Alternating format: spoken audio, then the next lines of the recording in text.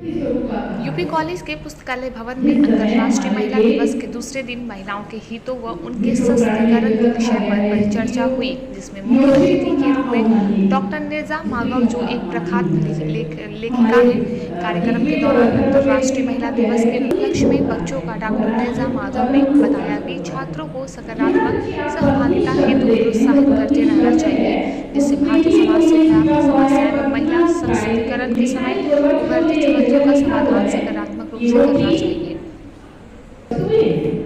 Ma'am, आज अंतर्राष्ट्रीय महिला दिवस के उपलक्ष्य में आप ये यहाँ पे आई हैं कार्यक्रम में, क्या कहना चाहेंगे इस कार्यक्रम को लेकर, महिला दिवस को लेकर के?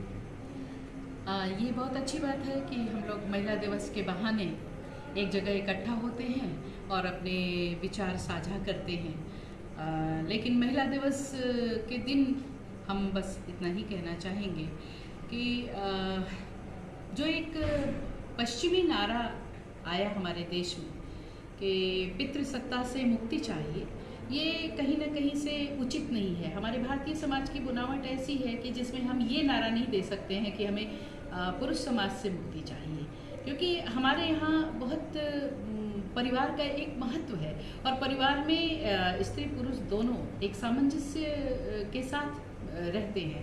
तो वो स्थितियाँ जो पश्चिम में है, पश्चिम की स्त्री झेल रही है, वो स्थितियाँ हमारे यहाँ नहीं हैं। इसलिए स्त्री विमर्श का पश्चिमी नारा मैं बहुत विनम्रतापूर्वक खारिज करती हूँ।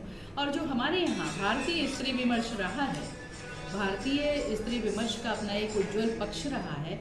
और अतीत में जब आप जाएंगे तो देखेंगे कि स्त्रियों की स्थिति बहुत अच्छी रही है। सारा निर्णय लेने का अधिकार उनके पास था, वो युद्ध कौशल में निपुण होती थी, उनको शिक्षा का अधिकार था। बीच में मध्यकाल में कुछ ऐसी स्थितियां आई जब स्त्रियों की मर्यादा का प्रश्न उठने लगा, मर्यादा हनन होने लगा, तो तमाम तरह की विकृतियां भी आई समाज में। बाल विवाह जैसी विकृति आई, सती प्रथा जैसी विकृति आई। तो इन सारी विकृतियों के साथ उसके जो मौलिक अधिकार थे, शिक्षा का अधिकार है या आगे बढ़ने का, प्रगति करने का अधिकार है, उन सबको एक चारदीवारी में कैद कर दिया गया ताकि जो पुरुष सदस्य है, बल्कि उसके पीछे कहीं ना कहीं स्त्री की सुरक्षा का भाव था। आज भी हम स्त्री की सुरक्षा को लेकर ही पूरे हमारे जो राष्ट्र के नेतृत्व करने वाले लोग हैं, वो स्त्री की सुरक्षा को लेकर चिंतित हैं। हम रोज देखते हैं संविधान में स्त्री को बहुत सारे अधिकार दिए गए हैं, बराबरी का अधिकार दिया गया है, लेकिन स्त्रियों के साथ जो अत्याचार हो रहा है या हिंसा हो रही है, उसको लेकर कहीं ना कहीं हमारे जो वर्तमान नेता हैं वो लोग भी चिंतित हैं और हमारे घर का पुरुष सदस्य भी चिंतित है।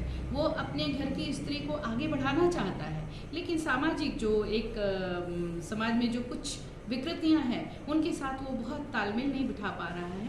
तो ऐसे में हम स्त्री समाज को भी सावधान और सचेत रहकर अपना मार्ग प्रशस्त करने की आवश्यकता है, आगे बढ़ने की आवश्यकता है और पूरे एक सामंजस्य के साथ समाज को लेकर चलने की आवश्यकता है। संविधान ने बहुत सारे हमें अधिकार दिए हैं, उन अधिकारों को लेना हमारा अपना कर्तव्य है। हमें शिक्षा से किसी ने वंचित नहीं किया है, हमें स्वयं शिक्षित होना है, लेकिन स्वतंत्रता के नाम पर, अधिकार के नाम पर हम स्वच्छंदता को खारिज करते हैं। स्वच्छंदता नहीं होनी चाहिए। जो आचार संहिता पुरुषों के लिए लागू है, वही आचार संहिता स्त्री के खाते में भी आनी चाहिए।